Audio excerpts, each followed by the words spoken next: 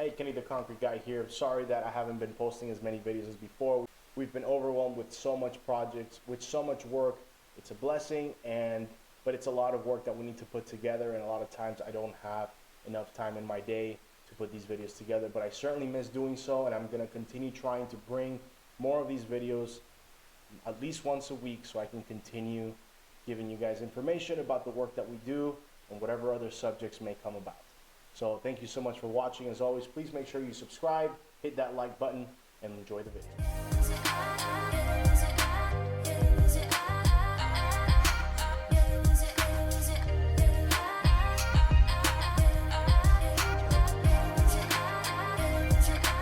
Hello everybody, Kenny the Concrete Guy here, bringing you another video. I wanted to make a video about the work that we do most, and those are the concrete custom slabs, floating slabs, custom concrete pads, however you want to call them. Some people call them pavers. They're not pavers. Anyway, it's famous concrete slabs with turf or rocks in between.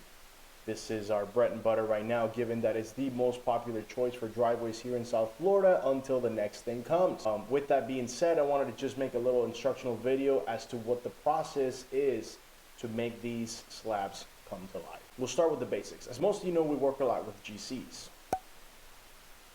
With that being said, the majority of these job sites are under construction, but for the most part, before we get there, they have been prepped to an extent. We usually ask the GC to grade the area for us so that we can come and fine-tune with our Bobcat equipment to the exact elevation, height, pitch, whatever it may be that we need. Sometimes we need to excavate a little more. Sometimes we need to bring a little more fill, but each time is different.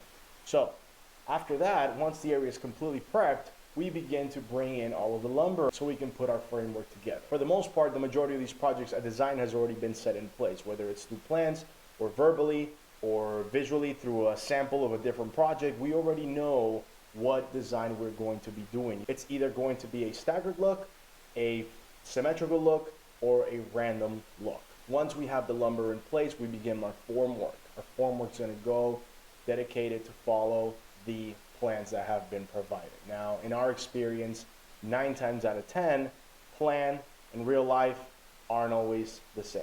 So there's always going to be adjustments. In these cases, we refer back to either ownership, the GC, or both, or the designer, or the landscaper. We bring it up to someone above us in the food chain, make sure that everybody is aware that there is a difference in the plans compared to real life.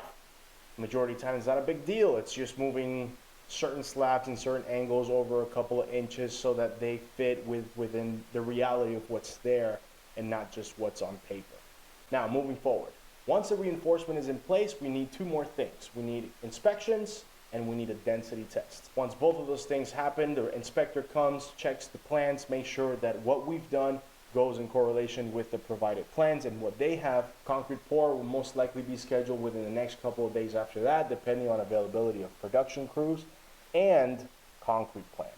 Once we do the concrete pour, we need to perform the selected finish, which is either going to be a burnt finish, light broom finish, or a custom finish, which is either going to be rock salt finish, for example, exposed aggregates finish, or a polished aggregate finish. Amongst those, there are multiple different finishes that people may choose from between stamped, stained, custom aggregates like sea glass, specific stones, rocks, shells, whatever the case may be.